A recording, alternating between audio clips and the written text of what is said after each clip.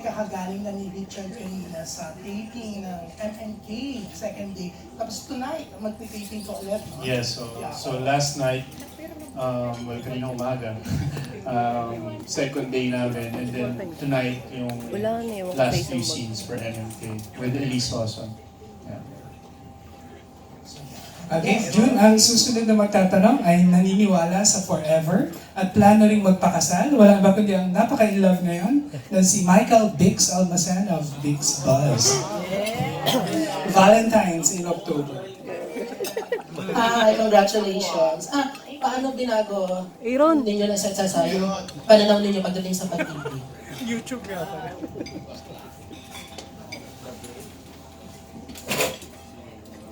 Parang it comes natural when you're in love and when you love a person. Parang it's natural that your good qualities will come out. And at the same time, when your relationship is tested, parang you discover more about yourself and you discover more about your partner. And I think having a relationship is really, it's not easy, but it's very rewarding once you find the right person. About you, Sarah? With Shard, katulad ng sinabi niya, pareho kaming nag-grow. I grew so much ever since I first knew him. Marami siyang tinuro sa akin, and we just keep growing together as a relationship, as parents, as individuals, and we cherish that. We cherish what we have. What he said. Curious lang ako nung sama kayo sa teleserye. Ano yung unang impression ninyo sa isa't isa? Ako, akala ko kay Chard, seryoso, tahimik. Akala ko nung una medyo suplado. Pero hindi naman pala. Nung nakilala ko siya, doon ko nakita kung gaano siya kabait na tao, kung gaano siya kagaling makisama kahit kaninong tao, kung gaano siya mapagmahal sa pamilya, sa kaibigan, kung paano niya tinrato yung parents ko, ako. So talagang first impressions aren't meant to be judged by whoever's judging. Nagkamali ako. About you, Chad? Anong unang impression mo kay Sarah? Sarah, feeling ko rin siya, parang kasi she was born in Switzerland and then she speaks French, syempre, so parang feeling ko parang out of my league, or may pagka reserved or suplada. Pero once na nag-bond na kami dun sa set namin, parang I realized na we have a lot of things in common. Yung mga adventures na hilig niya, hilig ko din. And then, I got along with her parents also. So, malaking bagay na we spent a lot of time together knowing each other before kami talagang being official.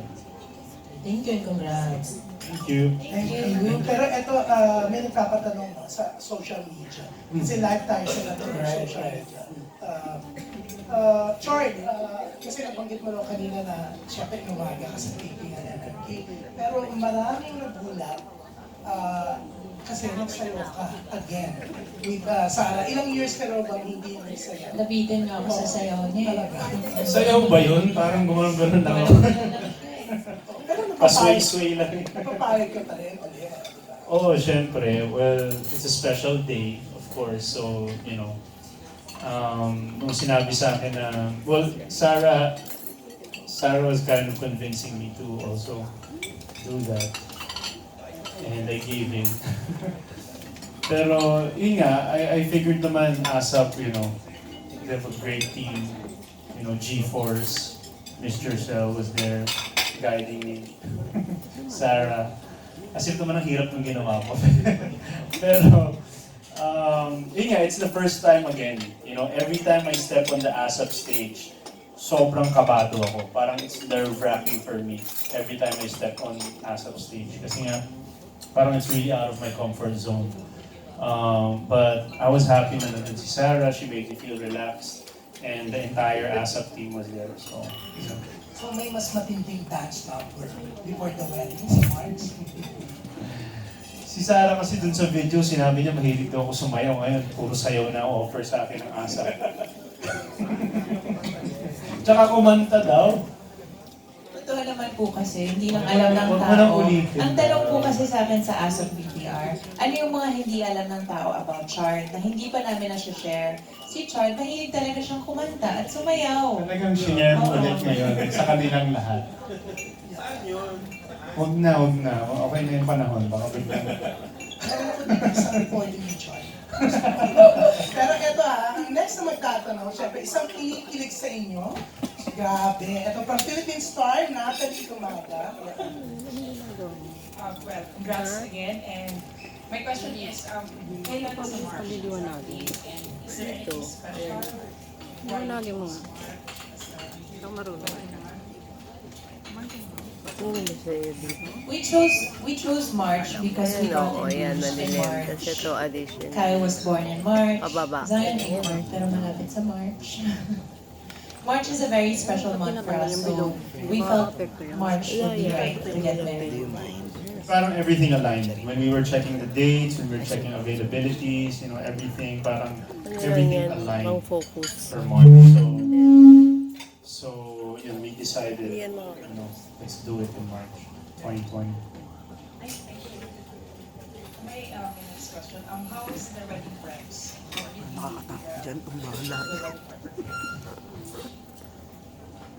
Well, we kind of, ironed a lot of things already. Pero syempre, marami pang kailangan i-finalize. It's not easy pala preparing for a wedding. Pero we're happy na maraming tumutulong sa amin, and magaling yung wedding organizer namin, si Gutierrez. Shout out. We're kind of like, so far okay naman, yung smooth naman. We still have enough time to really iron things out. Pero parang si Sarah yung mas hands-on sa preparation. I think we've covered 50% of the organization and the planning. Next month, I'm picking up my dress, and we're working on the small little details na lang. So yan, mawawala sandali si Sarah, kukunin niya, diba?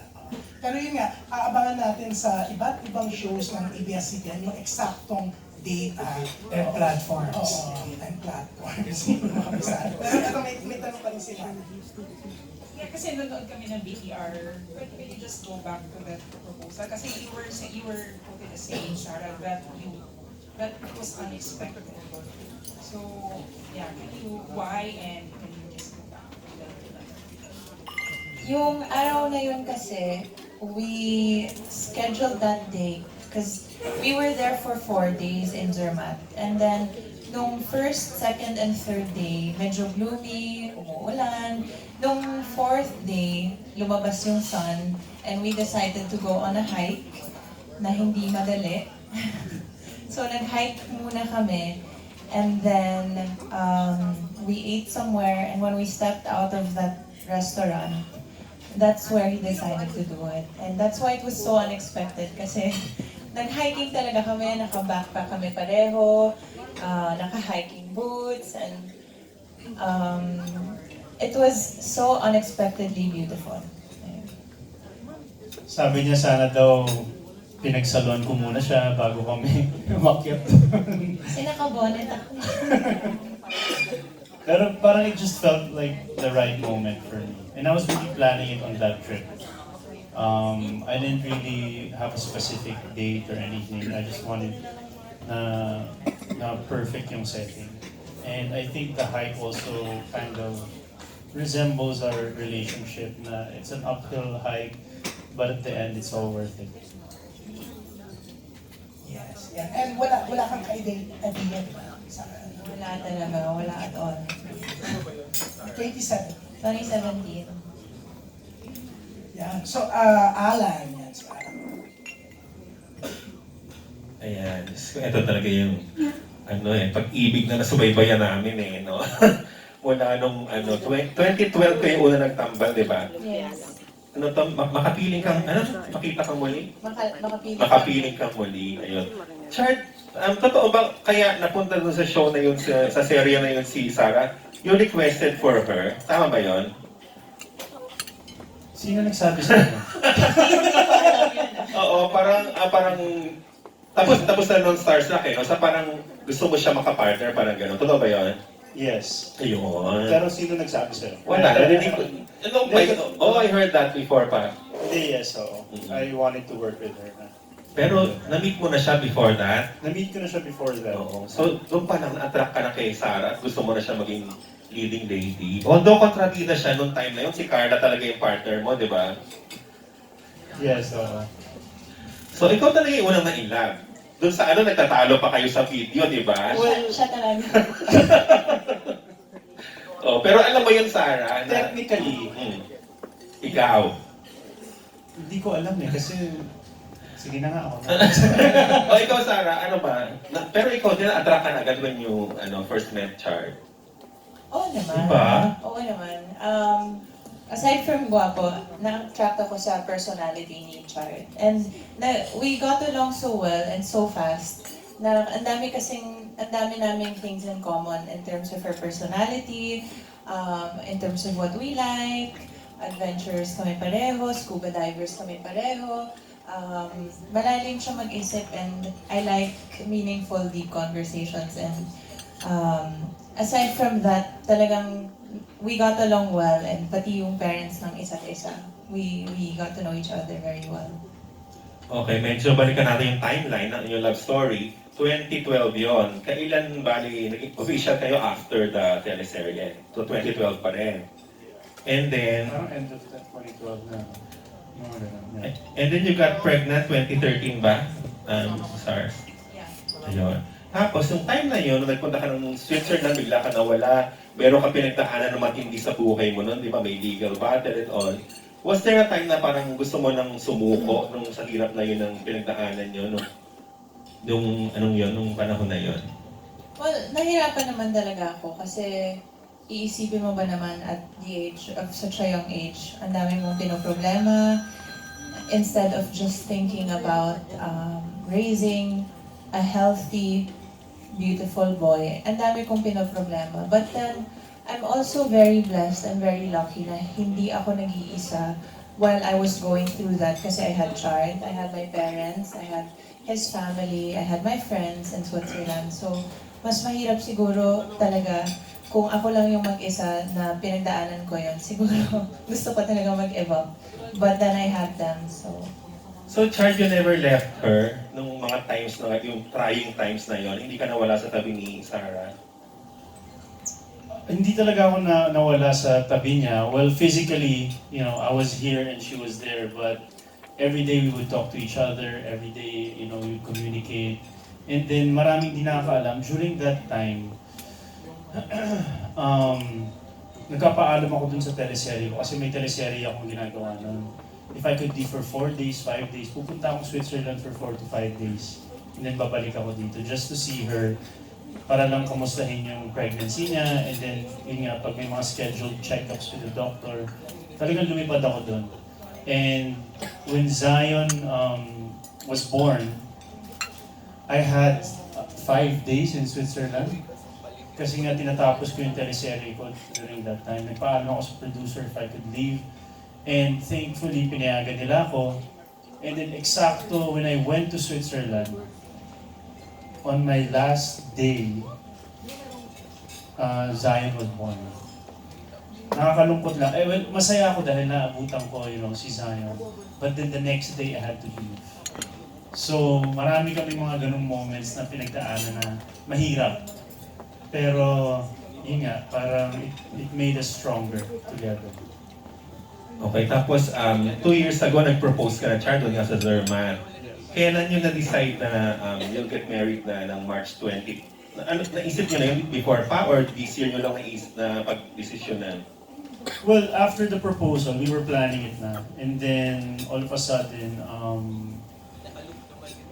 La Luna Summer happened. And then, parang we wanted to take our time. Parang we didn't want to rush it, diba? So we wanted parang everything stable, everything is relaxed, and And um, then Kai arrives in our lives, and then so na-push back ulit yung wedding. And then now, finally, parang ito na talaga yung right time for us. Sana was there a time na parang medyo nainit ka, na sa dami nagtatanong, kaya ka makikakasal kay Richard? Di ba parang makulit yung mga tao? And we saw you nung unang-unang mong sinuot yung engagement ring sa premiere ng isang movie mo, di ba? So, naano ka ba noon? Nakakais na yung mga tanong, di mo alam kung kailan? Hindi naman. Honestly, hindi naman. Kasi masaya naman ako. We're in a very stable relationship. And I'm very stable. He's very stable. Grabe yung unawaan namin sa isa't isa. So, unbothered naman ako sa ganong bagay dahil alam ko, in God's perfect time, darating talaga kung kailan dapat mangyari yun. So, hindi naman masyado. Tapos birthday mo na sa Wednesday, di ba, Sar? Ikaw din. Yeah. Happy birthday. Thank you. O tapos, so may plans pa kayo for your birthday? O ito na ba yung birthday gift na hinihintay mo for this year? Of course, ang daming blessings this year for me, for all of us.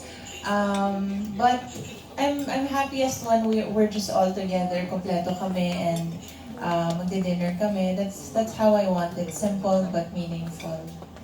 Thank you. Si Jerry may tanong.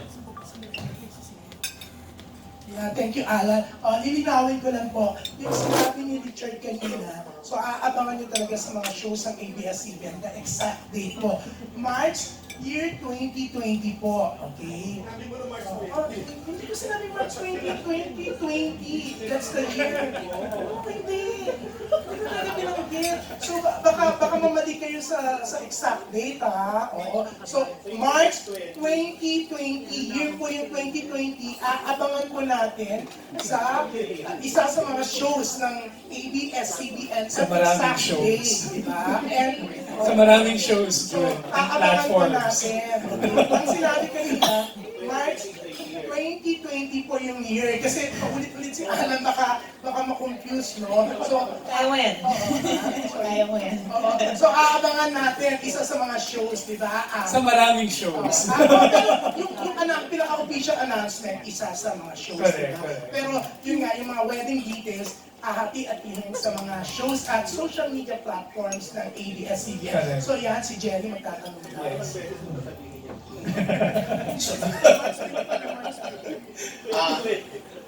Anong reaction ng pamilya niyo, especially sa parents, nung finally ito na nga, ikakasal na nga kayo? Very happy. Siyempre matagal na nilang hinihintay ito, especially for me as an only girl, having a Muslim father, a Christian mom. They're very religious and they're very anong tawag sa tradition, yung sumusunod talaga sa tradition. So, ito lang talaga yung hinihintay nilang mangyari and they're very, very happy and excited that it's finally happening. Yeah, same here. Yung parents ko, after we got engaged, lumipad sila sa Switzerland. Yung photo, I'm not sure, pinakita yung photo yata ng buong family namin. Na we all went to Switzerland kasi gusto ko nga makita ng parents ko where Sarah grew up. And, tinur namin sila sa Geneva. And, nagkaroon ng bonding moments yung parents ko and parents niya, especially dun sa Switzerland. So, yun, we're all excited. After the wedding, may honeymoon pa kayo? Siyempre naman, Mga gaano katagal at meron na bang kung saan kayo pupunta? mga 6 months na hindi. As of now, wala pang definite plan. May mga na kami, may mga shortlist na kami kung saan yung honeymoon namin. Hindi ba itong kumbaga sa dami ng mga paglalabas sa inyong picture, parang reality show na rin? Nagkakaroon dati? Hindi naman. Kasi spread out naman yung guestings namin, parang updates lang din siguro. And hindi naman parang reality show. But yeah, you guys will get updated for sure. Okay, thank you. Nakalimutan ako, I'm sure napili niyo na yung Ninong at Ninang, pero si Tita Annabel for sure, magiging hands-on yan sa mga ganitong event ng pamilya. So malamang meron din siyang piniling gusto May niya guest list siya. Di ba? I'm sure. May listahan siya ng Ninong at Ninang na, So we're still collaborating on that list. There's 2 brides. I love you, tita. Pero paano niyo susolusyonan yung SARS? Personal pa rin kayo ang pipili or pwedeng may influence na ni Tita Annabel yung bubuo ng inyong Ninong at Ninang and the whole entourage? We'll try to meet halfway kasi good intentions din naman si tita. Pero sabi nga namin mag-renewal of vows sila ni Tito Eddie. Parang kumuha din yung sarili niya. But we'll meet halfway for sure. Pero may napili na kayo ng sarili niyo? Ayun, kami meron na kaming shortlist. You've talked to them na rin? Hindi pa. After today. Okay. Some. We spoke to some already, but not all. Mga ilan yan, Chard? Na-estimate mo? 50 pairs? Yung sa listahan namin, mga 12 pairs, 15 pairs. Nung dumating yung listahan ni Ma'am, naging 30 pairs yata o 40. Thank you. Thank you, Ana. Pero in fairness to Tita Annabel, may ayaw niyang i-acknowledge na nandito siya today. Oo, kasi, Kaya nga, ba't di ko siya hindi, nakikita? kasi nakatago daw siya. Pero ayaw niya i-acknowledge siya, tapos hindi raw siya magpapa-interview. Pero early bird si Tita Annabel. Oo, maaga kasi dala-dala niya yung mga giveaways. Mas special giveaway siya mula sa isang sponsor. New Essence. Thank you very much. Nagpagawa talaga sila ng magandang... No, of course, we want to thank my mom kasi nga sobrang hands-on din niya dito. And very good intention siya when it comes to our wedding and pati din sa wedding ni Elvis and everyone. So, yan talaga ang niya. Yan talaga ang forte niya. Yan. Thanks, Ma. Okay, yan. Naiiyak na siya, Chard. Pero mas nasilaw yung kaharap niya sa suot niyang sising. Pero ito na, ang next na magtatanong si Tita Aster Amoyo. Hindi ko makita ang likod nyo eh. Ah, No? Ganda hi. na Hindi, okay na ako na ganito. Sid, mo ko takpan. Upo ka muna. Okay. Chard at saka, ngayon pa lang, at saka si Sarah, congratulations in advance. Kasi at least kahit papano natuldukan na yung, yung speculations ng mga tao. Kailan ba talaga ito magpapakasal after you ma-engaged, no? Anong magiging papel ng dalawa niyong anak sa wedding niyo? Si Kai at saka si Zion. For sure, part po sila ng entourage. But most likely ring bearers, yung dalawa. Magkakaroon ng special participation for sure silang dalawa. And si Kai na iniisipan namin kung anong gagawin. Kasi ngayon po, malapit na pong maglakad si Kai. Konting push na lang po, mga 1 week. So, I think by the wedding, makakapaglakad na po siya by himself or with Zion. So, most likely, ring bearers or ano pa ba yung mga Pati sa honeymoon kasama yun. Bible bearer. Hanggang honeymoon, ano? Chard, yung mga kapatid mo, ano magiging participation sa wedding? Sinong tato yung best man? I-announce namin soon. Pero gusto ko nga sana lahat sila. Yeah, but everybody will have a special participation, definitely. And my brothers are all very supportive. Especially si Mon, recently he's been helping us out a lot. Well, he likes also organizing things, so he's been helping us even at the Rufa. But everybody will have special participation. Chard, tulad ng sinabi nila kanina, your love life has been an open book to the public. Paano mo naramdaman na si Sarah na talaga is the one for you? I mean, kanina kasi sinabi mo, sa kanya ka naging masaya, sa kanya mo nakita ang lahat. What about your previous ex? Hindi ka ba nag-enjoy? Hindi ka naging masaya? Huwag na natin pag-usapan yung past. Ang importante is now in the future. like what I said, si Sarah nga yung talagang nagpasaya sa akin, nagkaroon ako ng stability, you know, as a man, and she was there for me, and I was there for her all throughout the years, and yeah, we're happy, and I can see myself being with her for the rest of my life. Lastly, alam namin na may pinagdaanan talaga kayo, di ba? Sabi nga ni Jerry kanina at ni Alan, sobrang pinagdaanan ng respective careers nyo at saka pati personal na buhay. Did you ever imagine na you will stick it out together and at the same time lahat nyo malalagpasan? Ngayon sa nakikita namin, parang sobra-sobra, para pang naging blessing in disguise dahil nakalipat kayo dito sa kapamilya na to. You know, during our relationship, we really had a lot of hard times in terms of, you know, we were tested. You know, our relationship was tested, and at the same time, during those hard times, you know, in our personal lives and in our careers, all we had was each other. You know, there was a time that, you know, I realized who were my real friends, who were the real people around me, you know, and I needed that.